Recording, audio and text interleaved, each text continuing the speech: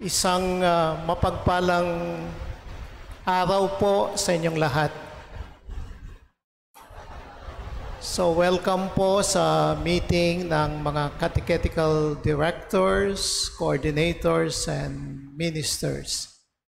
Palakpakan na po natin ang bawat isa. Yung pinakatema natin sa gathering natin ay revitalizing the gifts of being, becoming, and belonging. Natsyempo naman na ngayong araw na ito ay kapistahan ni San Agustin. Kaya napakahalagang biyaya ng buhay ni San Agustin sa atin para tulungan tayo to really revitalize the gifts of being, becoming, and belonging to the catechetical ministry. Unang-una siguro, balikan natin yung tawag ng Diyos sa atin.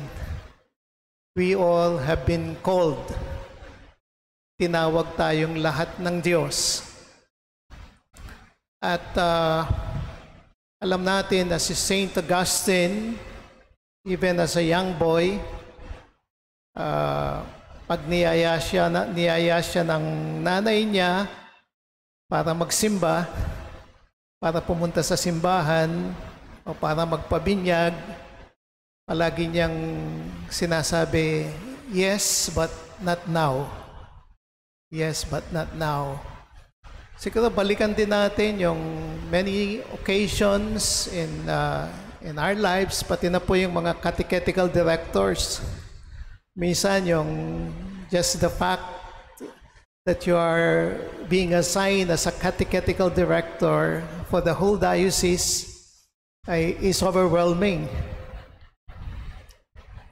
Isang hamon para sa atin to be able to lead the church in this specific work.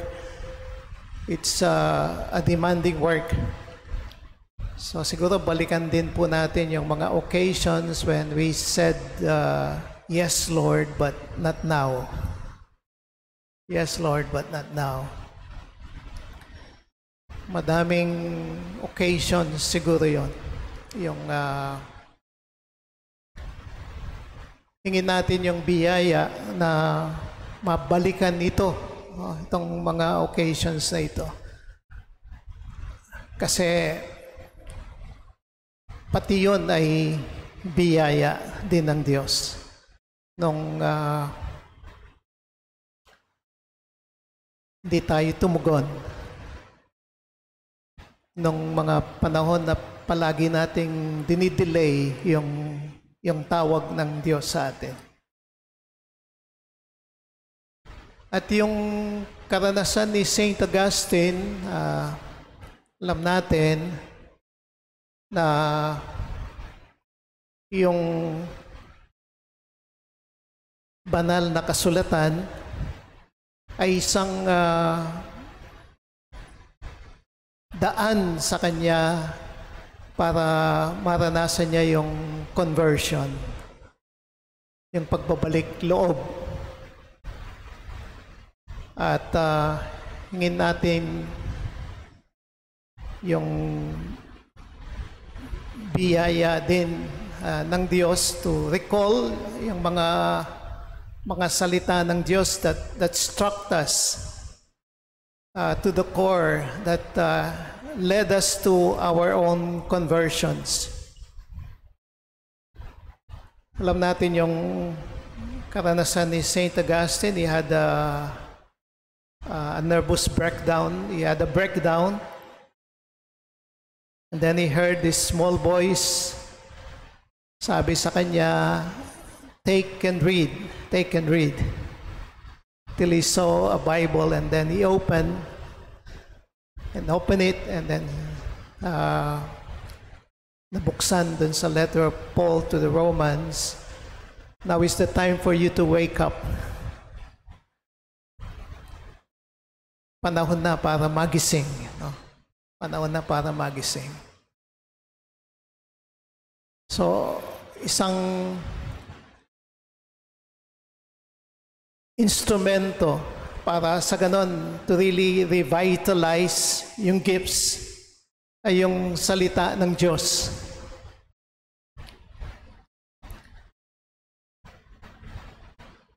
Di ko alam kung ano yung mga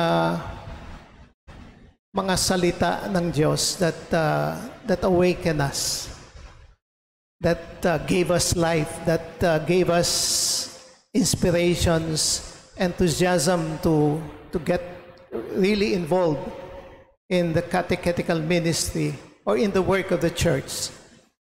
Mahalaga na mabalikan muli natin itong mga salita ng Diyos. Nung naranasan ni Augustine yung conversion, na-realize niya na maling-mali yung mga tugon niya sa kanyang nanay at sa tawag ng Diyos, yes, but not now. Kasi sabi niya dun sa kanyang confession, late have I loved you. Isa sa mga pinagsisihan niya, bakit hindi siya kaagad tumugon? Bakit hindi siya kaagad tumugon? And pero yung karanasang yun, personally, ang tingin ko, biyaya kasi because that gave him even the urge to work double time. Kasi sabi niya, huling-huli na ako. Late have I loved you. Ayun bang, parang yun ang lalo pang nagbigay sa kanya ng apoy para lalo pa siyang magpursige, lalo pa niyang ibigay ng todo yung sarili niya with the little time that he had, yung bigay niya ng buong buo yung sarili niya. Yung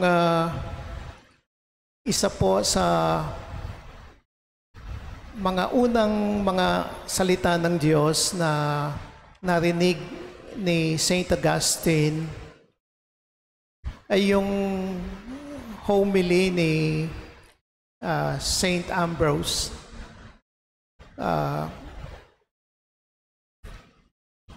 Inviting the faithful to embrace the life of humility and to respond to the call of love, especially to the poorest of the poor, to see Jesus in the hungry, in the thirsty, in the sick. So ito yung isa sa mga salita ng Diyos na unang nakahantig kay Saint Augustine kasi nga he was aspiring to be great, to be a great professor, so yung invitation to humility was very attractive to him. Kasi yung gusto niya maging malaki siya. But yung invitation to be small and to stoop down, to be able to serve the lowly, the poorest of the poor, was an attraction to him.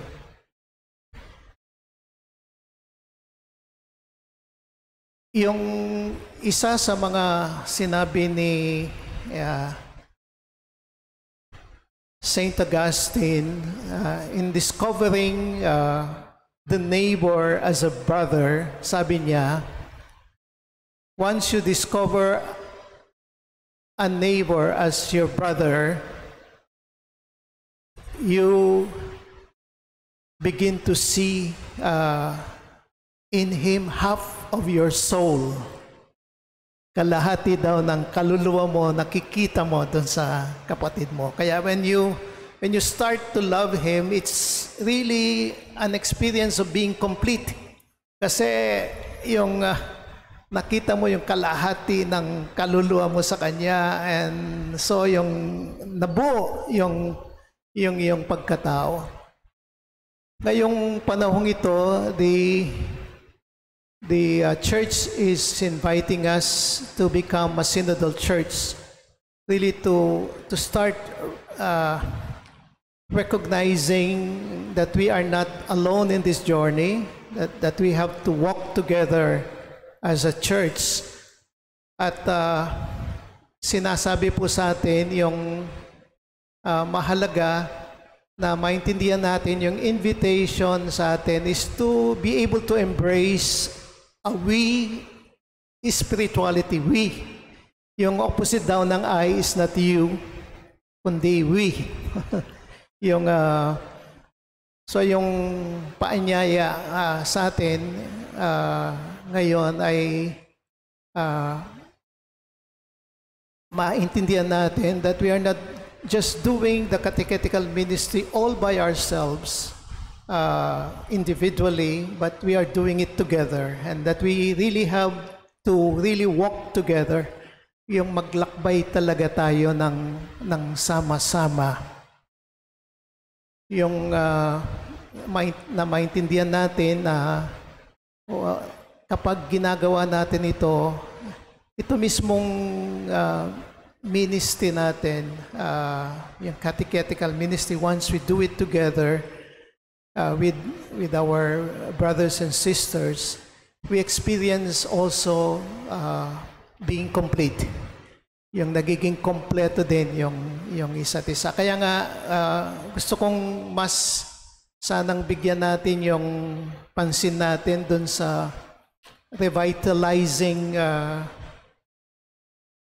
the gifts of being, becoming, and belonging. Siguro mas bigyan natin ng pansin yung belonging to catechetical ministry, yung that we are there together. And therefore, the invitation is to work together. At yung paanyaya palagi sa atin is to grow in our love for one another. Yung maintindihan natin na once we do things together and in love, we are actually witnessing together. Nagiging tagapagpatutuo tayo ng buhay Kristiyano, pagiging buhay Kristiyano, that na kapag yung mga mismong katekista, yung mga catechetical ministers, catechetical directors, ay nagkakaisa, nagmamahalan, yung people will see that God is there. Nandiyan ang Diyos, is very much alive. Ay yung bang buhay na buhay ang Diyos. 2016, when we started yung survey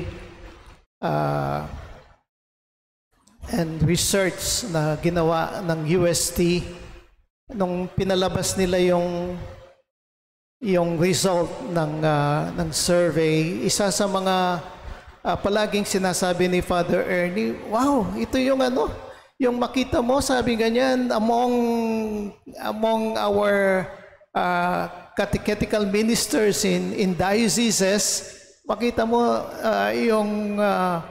yung synodality is already being lived amongst them, no? Yung mga sinasabuhay na nila, yung mismong catechetical ministry.